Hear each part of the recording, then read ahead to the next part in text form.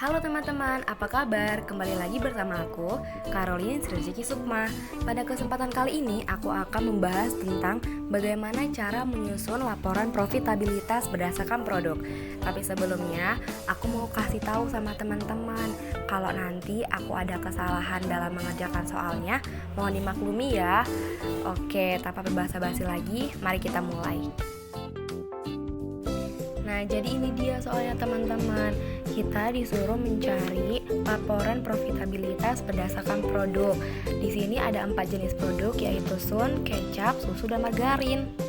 Selain itu, diketahui juga bahwa margin kontribusi kotornya adalah masing-masing sebagai berikut. Sun 7%, kecap 10%, susu 6%, dan margarin 8%. Mari kita bahas satu persatu ya teman-teman. Nah, di sini sebenarnya aku udah buat pembahasannya, tapi tugas aku sekarang adalah memberitahu kalian dari mana aku dapat angka-angka tersebut. Oke, jadi langkah pertama yang harus kita lakukan adalah mencari net sales. Net sales didapat dari mana? Net sales didapat dari gross sales dikurang dengan total return dan diskon yang ada.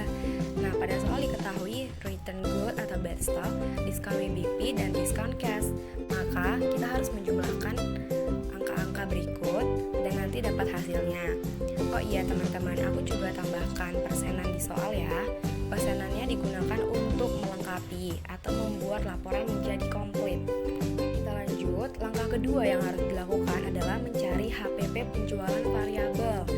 Oke, jadi di sini aku mendapatkan harga pokok penjualan variabelnya dari net sales. Aku kalikan dengan 93%. Kenapa aku kali 93%? Karena tadi di soal diketahui margin kontribusi kotornya adalah 7%. 100% dikurang 7% adalah 93%. Maka nanti dapat hasilnya sebagai berikut. Nah, langkah berikutnya yang harus kita lakukan adalah mencari laba kontribusi. Tapi sebelum itu, kita harus menjumlahkan biaya operasional variabel yang ada. Di sini diketahui bahwa ada biaya operasi PM, insentif, biaya angkut masuk, biaya operasi umum, biaya overdue, tambah BS, dan lain-lain. Oke, nanti setelah kita dapat total biayanya, kita harus kurangkan net sales, dikurang dengan HPP variabel, dikurang dengan total biaya variabel. Maka kita akan mendapatkan laba kontribusinya. Seperti yang sudah saya bilang, laba kontribusi seperti diketahui dalam soal adalah 7%. Maka lengkap ya, 93% ditambah 7% adalah 100%. Sekali lagi saya katakan, saya menggunakan persen ini adalah sebagai pelengkap supaya soalnya menjadi komplit. Akhirnya sampai di tahap akhir ya teman-teman. Tahap terakhir ini adalah kita disuruh mencari laba atau rugi operasi. Laba atau rugi operasi didapat dari laba kontribusi dikurang dengan total biaya tetap langsung.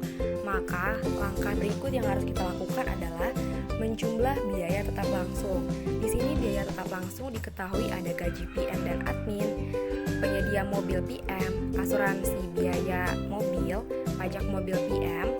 Nah, nanti hasilnya akan mendapatkan laba atau rugi operasi.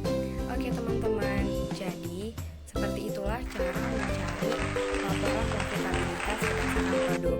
Langkah-langkah tadi akan berhubungan dengan produk-produk yang lainnya ya. Caranya sama kok, cara mencari laporan profitabilitas laba rugi operasi pada produk sun, pada produk kecap, produk susu, dan produk margarin. Oke, sekian penjelasan dari aku. Semoga teman-teman tidak bosan untuk selalu mengikuti channel aku ya. Bagaimana teman-teman? Apakah kalian sudah mengerti? Kalau kalian punya pertanyaan ataupun saran, kalian boleh komen di bawah. Dan jangan lupa untuk selalu like, komen, share, dan subscribe. Oh iya, aku mohon maaf ya jika banyak kesalahan dalam video ini. Terima kasih.